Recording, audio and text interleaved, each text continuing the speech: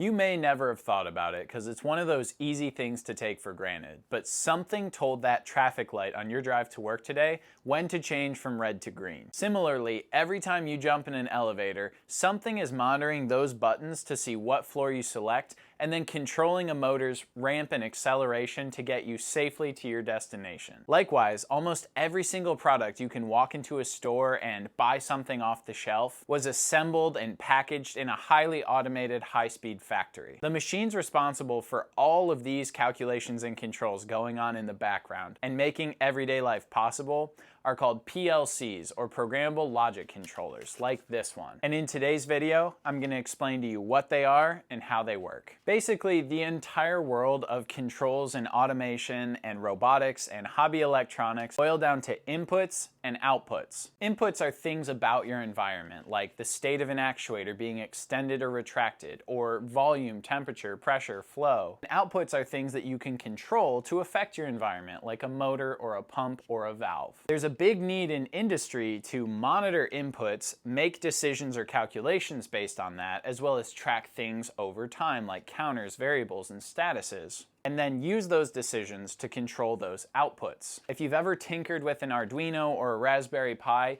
you're probably pretty familiar with the basic concepts we just talked about. But in industry, you need something that is going to scan those inputs, make decisions about them in the exact same time, in a defined set amount of time every time, and control outputs very repeatably and reliably. This is where the PLC, or Programmable Logic Controller, comes in. And if you take one thing away from this video, it's keep this word in mind: determinism. The biggest difference between an industrial PLC or industrial PC and a standard Windows laptop or MacBook is the repeatability and determinism of the code that's running on those machines. Your Windows PC could stop to do something like garbage collection that could create inconsistencies in how it's processing logic.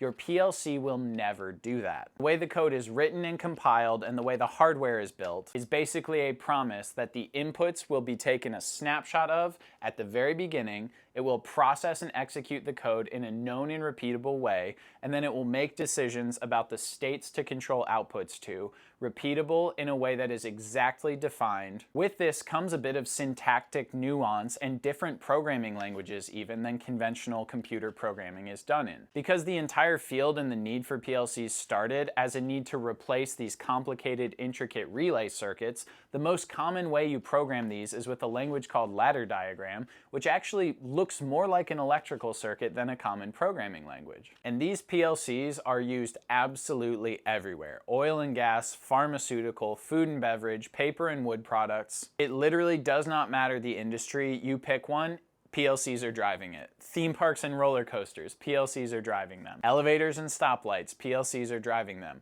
The need for a highly repeatable, deterministic machine is why the PLC is used everywhere. Some of the biggest industry manufacturers in this space are Siemens, Allen Bradley, ABB, Modicon, Schneider Electric, as well as some other manufacturers that make them for more focused, specialized purposes, often like Keyence, Mitsubishi, Panasonic, and Beckhoff. But that's enough of a high level. Let's go ahead and take a look at some practical examples of how these PLCs work. Okay, for the practical side of today's video, we're going to use a Siemens setup. So I have a basic affordable Siemens PLC and their programming software open. That doesn't matter. What we're talking about today is how PLCs work. So regardless of what platform your job or your industry or your career takes you to, the stuff we're about to talk about is platform agnostic, okay? So I have a brand new PLC program open. There's no code running on my PLC. The only thing I've done in advance is I have two push buttons and an output light. So I have two digital inputs, on-off inputs, and one on-off output we can make reference to while we talk through some of these concepts. And then this main organization block is generated by Siemens and most PLC providers when you create a new PLC program. You can think of this as your main loop. So by default, every PLC has some master thing that it references while it's doing code and logic execution, and that's your main function. So typically, especially in larger PLC programs, you don't put any code inside main. All you do is you call the other functions that you want to have execute code. And I'm going to add a new block, call it a function, and I'll just say example function, okay? So this will be very simple. The way main typically works is you would have it execute the function example by calling it here. And then inside example, we can put that code back in there, which is start push button, light turns on. And we'll actually say when the start button is pressed, turn on the light.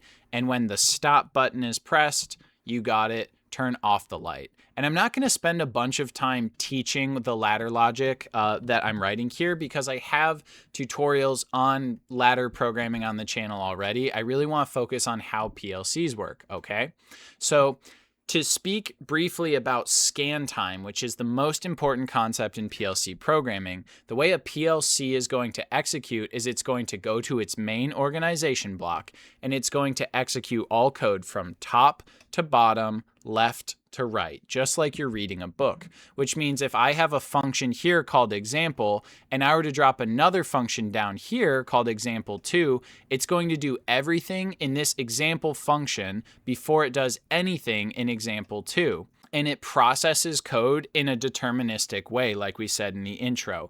It starts by taking a snapshot view of what all the inputs are currently showing, and then it executes all of the logic that lives on the PLC, and then it makes a decision about whether or not to change the state of outputs based on that. It's actually doing these steps in that defined order.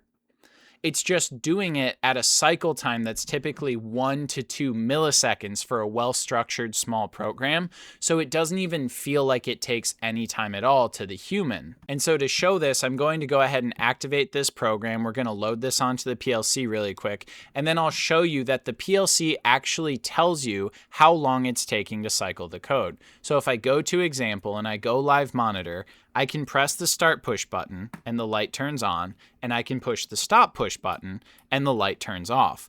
And to me, it looks instantaneous. It looks like I pushed the button, the light turned on immediately. But that's because if we go to online and diagnostics and go to cycle time, the PLC is telling me, hey, I am running at 1 millisecond. Okay, I am doing an entire cycle processing everything I have on my PLC in 1 second. The longest cycle time it's had since booting up was 2 milliseconds. This is great, and this is very, very fast. For larger projects and complicated projects doing advanced math, it is normal to see these get up there to 8, 9, 10 milliseconds. You actually want to try to keep this number down by writing efficient code. Okay, so every major PLC manufacturer gives you some way like this to see your cycle time, and that's a good indicator of how your code is running, how burdened, how overloaded your PLC is. Now, hopefully that way we blocked it out of take a snapshot of your inputs, do all your evaluation logic, and then make decisions about what to do with your outputs makes sense as an overall structure how PLCs execute code to you. So let's take a little bit more of a look at what the reading top to bottom and left to right actually means practically. Let's go ahead back into example and let's put a few rungs of code in here that sort of conflict with each other, okay? Let's say if either push button is pressed, then I want the light to turn on. And if either push button is not pressed, then I want the light to turn off. And you can maybe see already where the conflict could come in. What about the case where one button is pressed and one button is released, okay?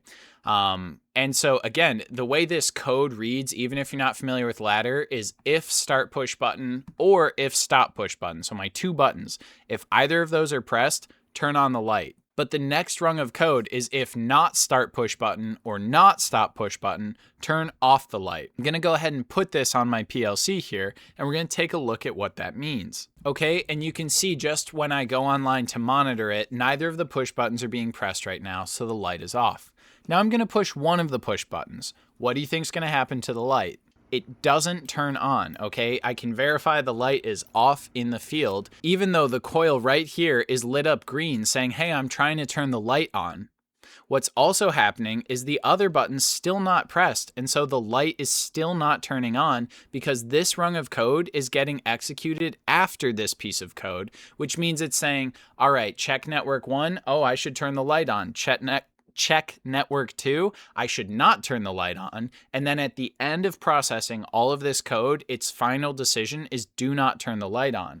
If I hold both buttons down, Now the light does turn on because it's start or stop and not stop and not start. So if I release both of them, the light goes back off. What's super interesting about this, and a really good explanation of what's going on here, is if I put this to not and not down here, and I put this to on or on up here, flip these around, now what I've done is I've changed the order of the two rungs. Exact same code, but now I've said if not start push button or not stop push button, the light should be off. But then I've said if start push button or stop push button, the light should be on. So now when I hold just one light down, and it doesn't matter which push button, push button, not light.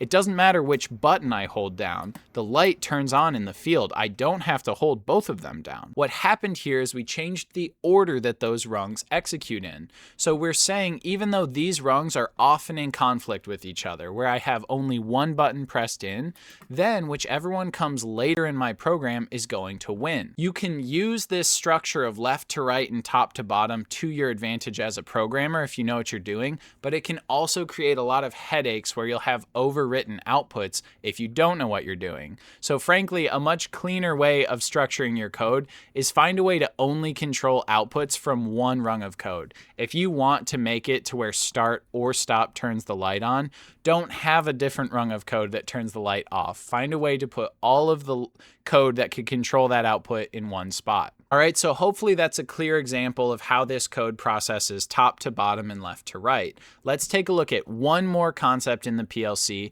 and that's the idea behind a cyclic interrupt. What if you want something that does not execute as fast as humanly possible that the PLC is continuously evaluating for? So it's usually generally considered pretty cool and useful that the PLC can process something every millisecond. Let's go ahead and delete that function and say we actually want something to be evaluated no faster than every half second.